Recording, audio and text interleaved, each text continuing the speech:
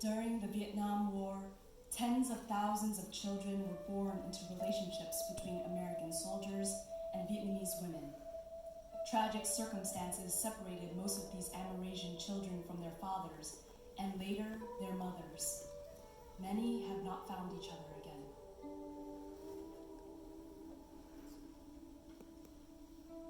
Child of the Enemy, Ho Chi Minh City, 2016. Life is a boat. Sister Nha, the Catholic nun who had raised Phong, once told him, when you depart from your first anchor, your mother's womb, you will be pulled away by unexpected currents.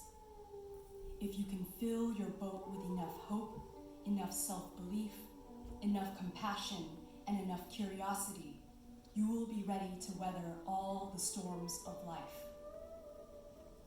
As Phong sat waiting at the American consulate, he felt the weight of hope in his hands.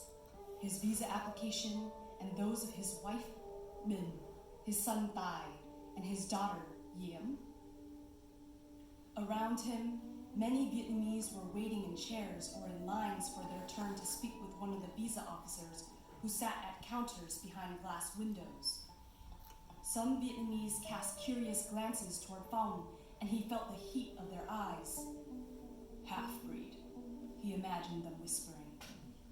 Throughout his life, he had been called the dust of life, bastard, Black American imperialist, child of the enemy. These labels had been flung at him when he was younger with such ferocity that they had burrowed deep within him, refusing to let go. When he was a child living in the Lâm Đồng New Economic Zone with Sister Nha, he once filled a large bucket with water and soap, climbed inside, and rubbed his skin with a sponge gourd to scrub the black off it. He was bleeding by the time Sister Nha found him. He wondered why he had to be born an Amerasian. Don't worry, be confident and you'll do well, Anh, Minh whispered. Reaching for him, the calluses on her palm brushing against his arm. Phong nodded, smiled nervously, and took his wife's hand into his. This hand had cooked for him, washed his clothes, and helped to mend the broken patches of his life. This hand had held him and his children, danced with them, yielded new seasons on their rice field. He loved this hand and its calluses as he did every part of Minh. He had to fulfill his promise to bring Minh to America, away from the rubbish dumps where she worked, collecting plastic, paper, and metals. Sitting next to Minh, Thai and Yiem waved at him. At 14 and 12 years old, they were nearly as tall as their mother. They'd both inherited Minh's large eyes and her radiant smile. Their skin color and curly hair had come from him.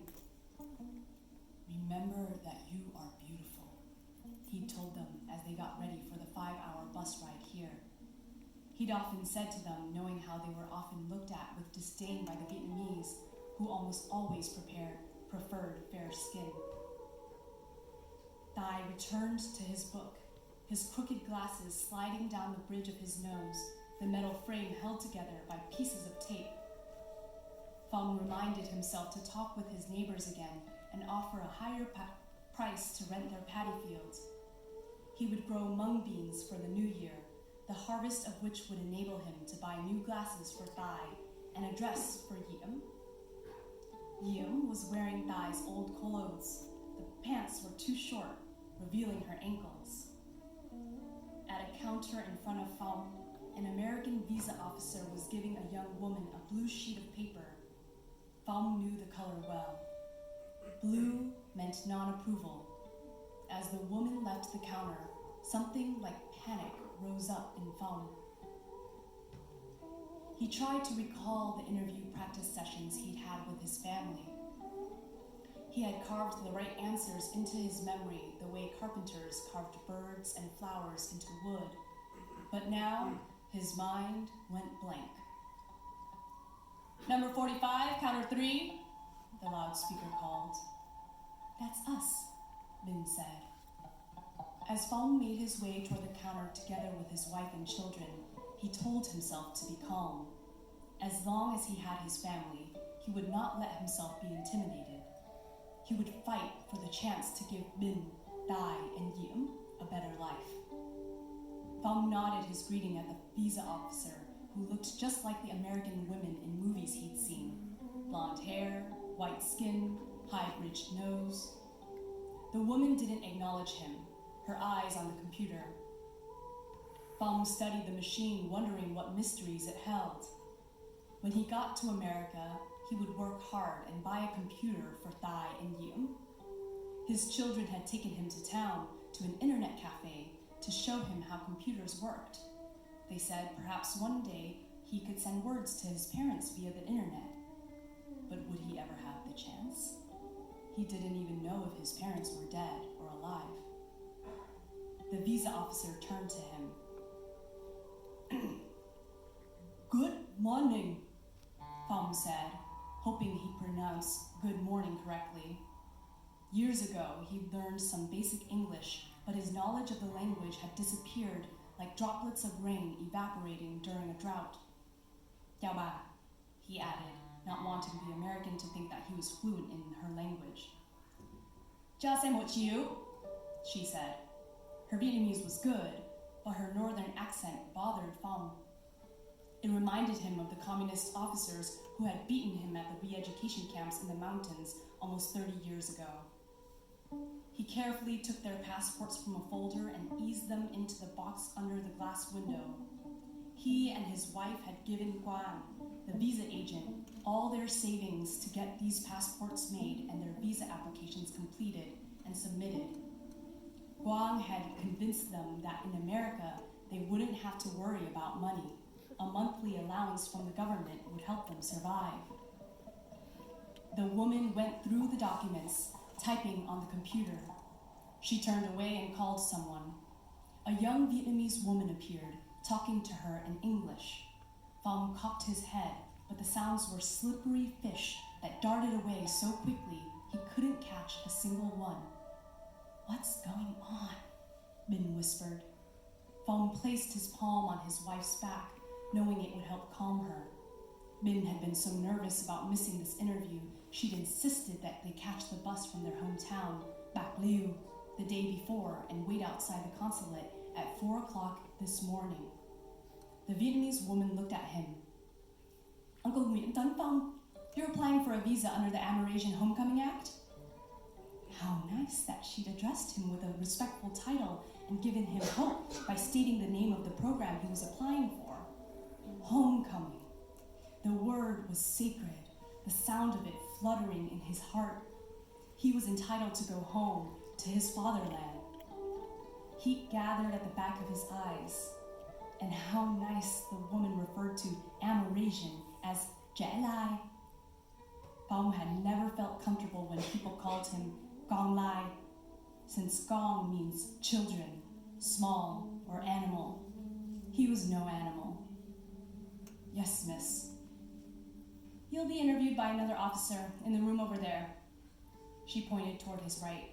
"The rest of your family should take a seat and wait outside." Min leaned forward. "My husband can't read. Can I please accompany him?" "I'll be there to help," the woman said as she walked away. The room was spacious, lit by fluorescent lights.